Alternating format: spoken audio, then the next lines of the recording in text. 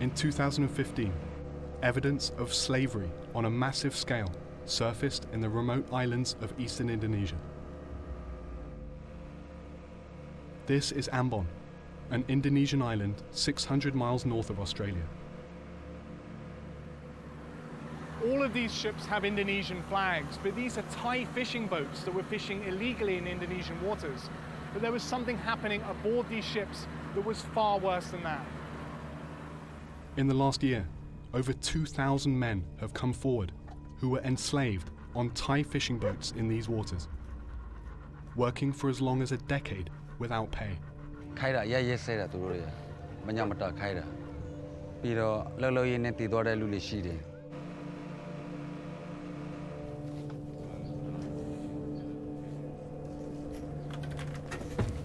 The boats here were central to one of the world's most important food suppliers, Thailand's fishing industry. Thailand is the third largest exporter of seafood in the world, and the United States consumes more of that seafood, including tuna and shrimp, than any other country. How did thousands of men end up slaves to the global demand for cheap seafood? And after years of unpaid labor, will they receive any justice at all? We've come to Southeast Asia to speak with the men who've been catching our fish for years.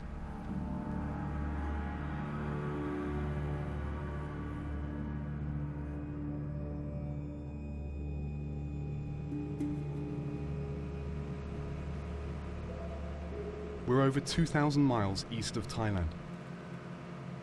But fish here are so abundant that Thai trawlers have been making the journey for years. In 2014, the Indonesian government imposed a moratorium on commercial fishing in its territory. Fishing boats were forced into the nearest port, which had an unexpected effect. Hundreds of trafficked fishermen fled the ships and took refuge here.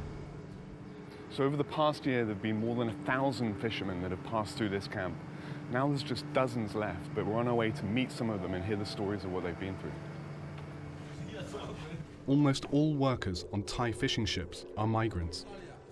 Men from Myanmar, Cambodia and Laos who travel to Thailand for better pay.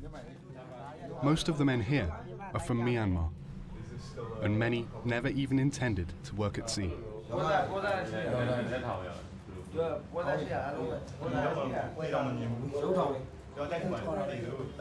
All of them were tricked into getting on the boats.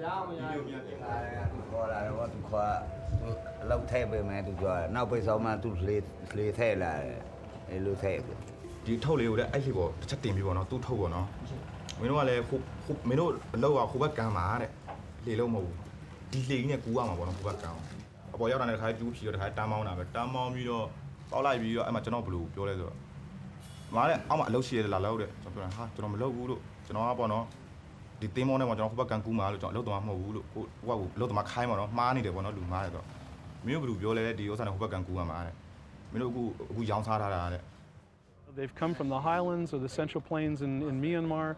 The first vessel they ever saw was the one that they were boarded on. Paul Dillon works for the International Organization for Migration, the IOM, which oversees this camp. There seems to be a pattern of abuse that these men face.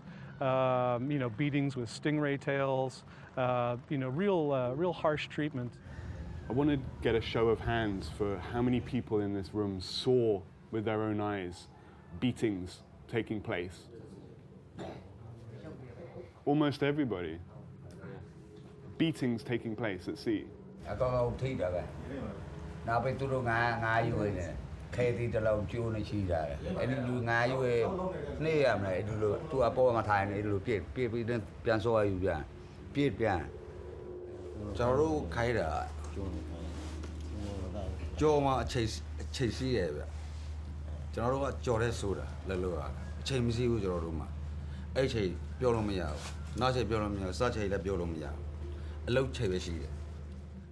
Some worked for as long as a year and a half without ever getting off the boat. That's because, rather than go to port, their boats unloaded the catch onto refrigerated cargo ships at sea. a process known as transshipping. 3 of these transshipping vessels, called Reefer Ships, remain grounded in Ambon's harbour today.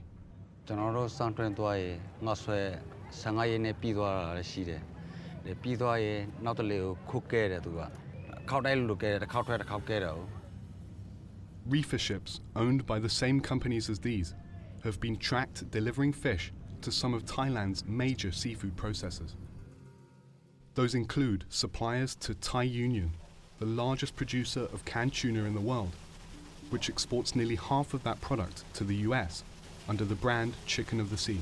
It's almost impossible to separate what effectively are slave-caught fish from fish that are being caught through more legitimate means. In addition to tuna, many of the fishermen we spoke to caught small species known as trash fish. So how many were catching the trash fish? In Thailand, trash fish are processed as pet food for brands like Iams or Fancy Feast, or fed to farmed shrimp, a major export to the US. It is in fact part of the business model. One of the reasons why your shrimp cocktail at your local restaurant doesn't cost you an arm and a leg is because the labor costs to actually put that on the market are so low. In the last year, nearly 2,000 trafficked fishermen have been repatriated from Indonesia to their home countries. Thai boat owners have been forced to offer cash payments to some of them at negotiations set up by Indonesian authorities. The day we arrived, one group of men had agreed to take the money and go home.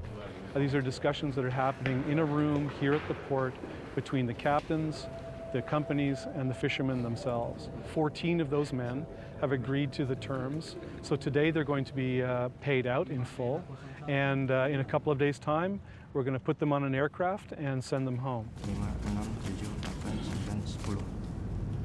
This is Nay Min, a 23-year-old who was forced to work at sea for a year and a half. He accepted the equivalent of about $180 per month, less than Thailand's minimum wage of $250.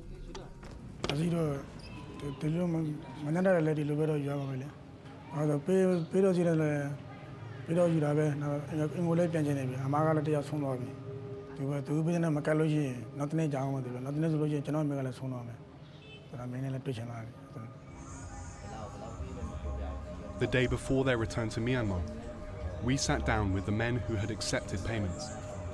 For them, the money settled very little.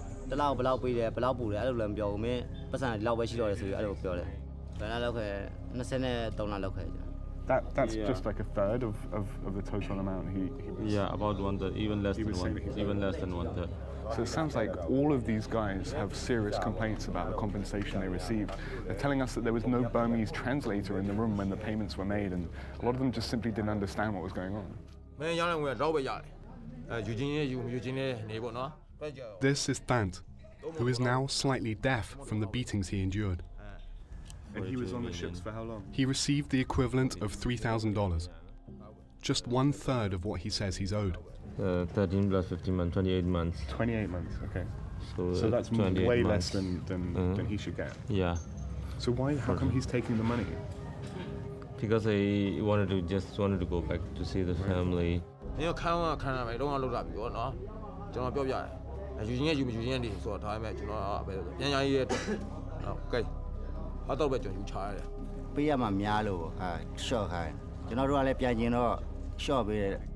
This man's restitution amounted to only about $150 for every month he was enslaved. You haven't seen your family in 5 years? Do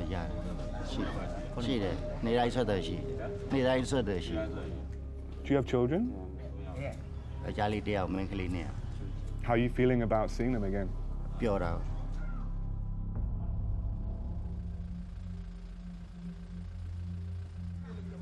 It's 5 in the morning, and the fishermen who've accepted a settlement are headed to the airport.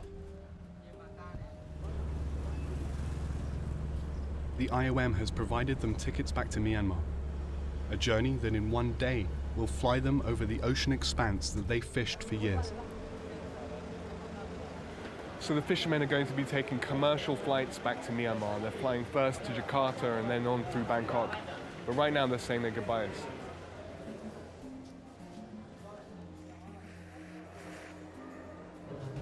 These men have lived together now for months. And for those who fish together, it's been even longer. For most of them, it's the first time they've set foot on an airplane. Almost all migrant workers or like the victims of trafficking, when they are being recruited, the family is always in debt. Chow Chow is an advocate who works on behalf of trafficked laborers in Myanmar. And most of them, when they come back, the root causes are still there, especially when they come back with depression, so they cannot cope with their life when they are back. Yangon Airport. Officials from Myanmar's anti-trafficking police are here to greet the returning fishermen. The men will be provided shelter for the night, but tomorrow they're on their own. Decades of military dictatorship have made Myanmar the second poorest country in Asia, after Afghanistan. That's why so many here are willing to leave their families and entrust their fate to labor brokers who promise higher wages just across the border in Thailand.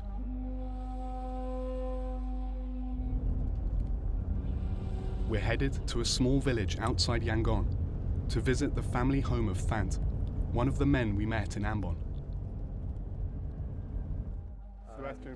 The day before, he reunited with his parents for the first time in over a decade.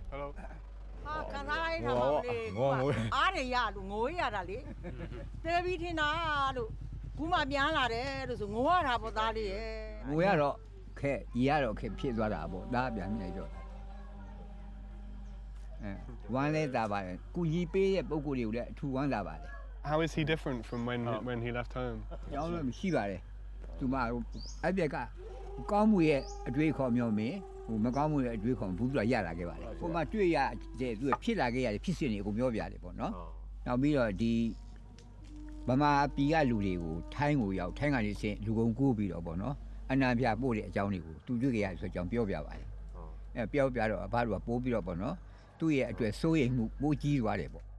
Thant's family wants to bring a legal case for his unpaid wages, which he says total about $6,000, the equivalent here of several years' salary. To date, no such legal cases in Myanmar have been successful.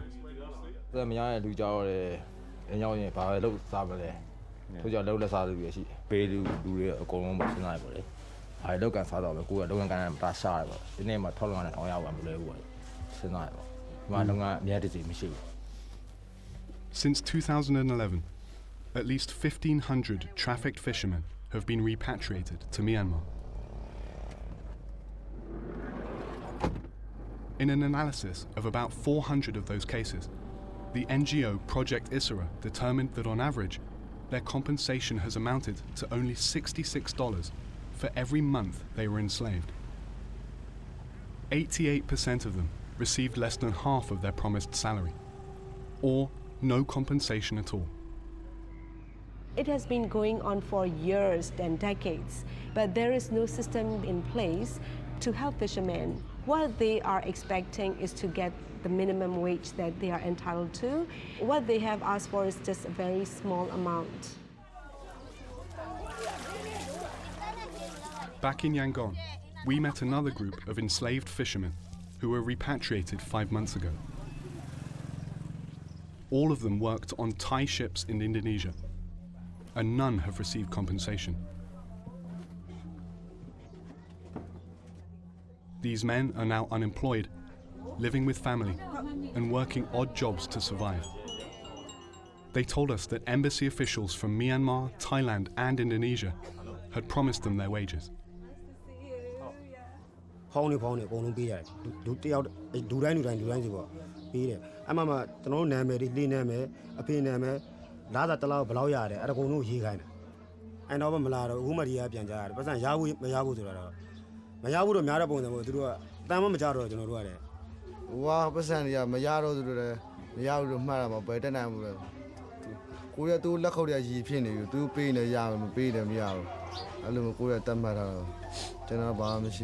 This man spent 7 years enslaved after his broker sold him onto a boat.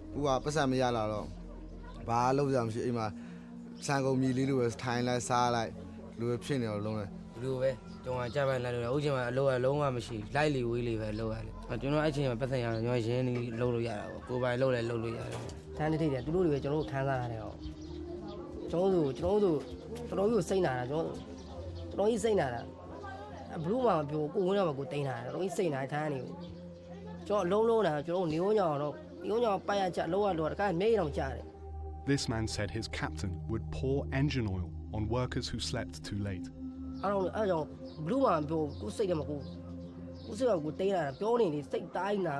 do you feel about the people who eat the fish that you were catching under these conditions?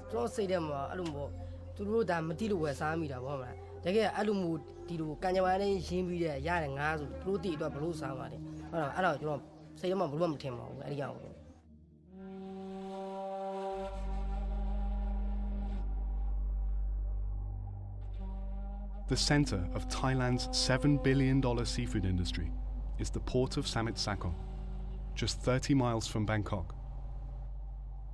Every year, millions of pounds of fish are brought here, where they are processed, packaged, and shipped across the world. Samut Sakon is one of the most important food producer in the world.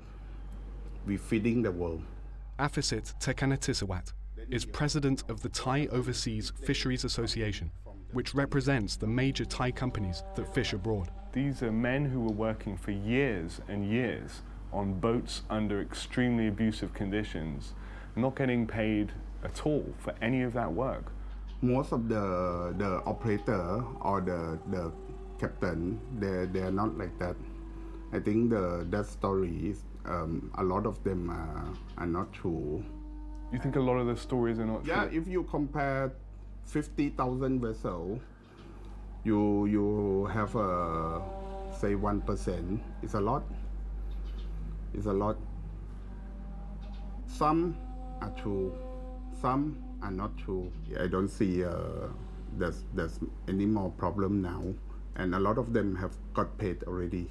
The ones who've received compensation say that they should be getting a lot more money because of the years that they worked on the boat. I don't know how much they ask for, so I cannot answer this, but from my view, as a fishing boat owner, I would say the government put more than 100% effort to stop the human trafficking.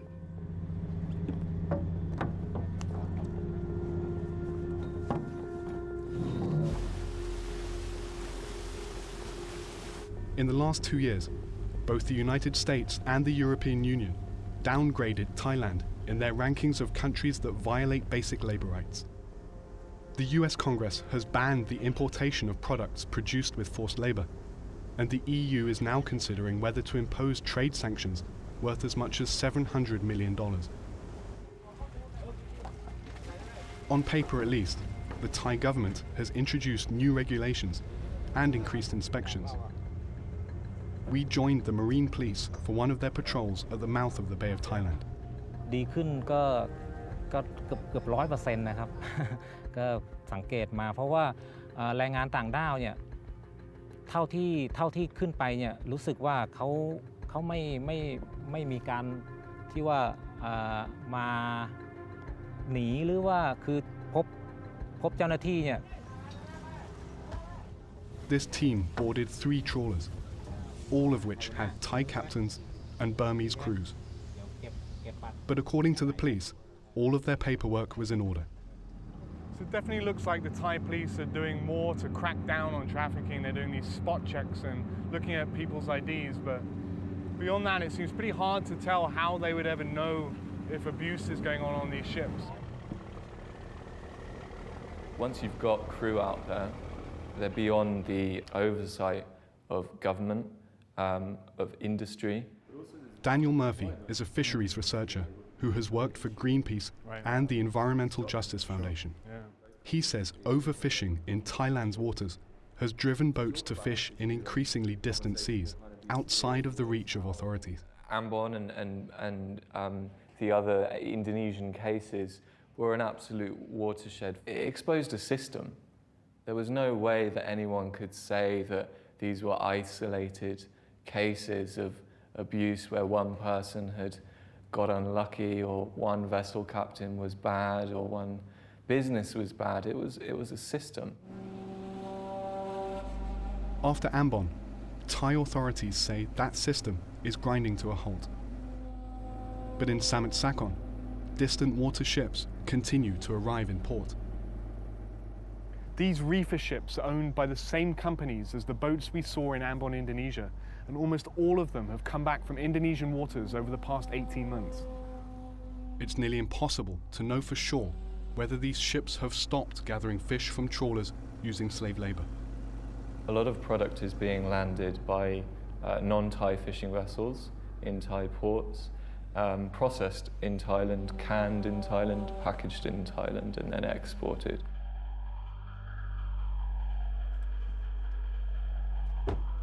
The two dollars, Jowland, your Linabati, your Namakaro, and the Chania, and Macani, Tibeti, Miala, Elio, Power, and then China. How's it going? Sebastian, from Jazeera. This is a labor broker who used to be involved in trafficking Burmese workers to Thailand. He agreed to speak with us only on the condition that we hide his identity.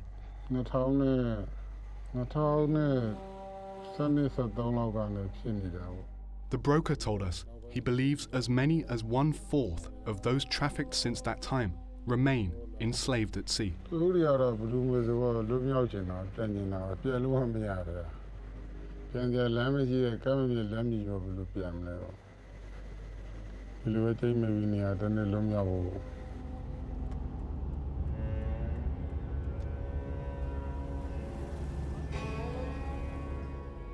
At the end of 2015, Nestlé, the largest food company in the world, acknowledged forced labor in its supply chain from Thailand, potentially affecting its shrimp and its Purina brand pet food.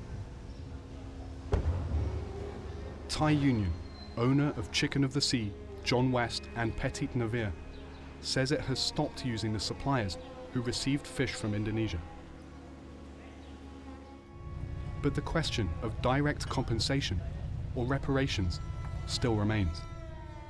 The issue of compensation needs to be addressed, and not just compensation in terms of lost wages, but compensation in terms of justice. Consumers and the international community have to accept some degree of responsibility, because the price we've been paying for those products has not reflected the true costs of their production. It hasn't taken into account the fact that people have been exploited and abused to get that seafood onto the shelves of our local retailer. In the last 5 years, at least 2,500 trafficked fishermen have been rescued in Indonesia. By one estimate, the minimum cost to reimburse their promised wages would be roughly $35 million in total. It's not a huge amount of money. Yeah, if we looked at like 10 years of being in sea, walking for 20 hours, and that will make a big change in their life. And it will also stop people thinking that they are hopeless. It will empower them to start to rebuild their life as a human being who can support their family, who can support themselves.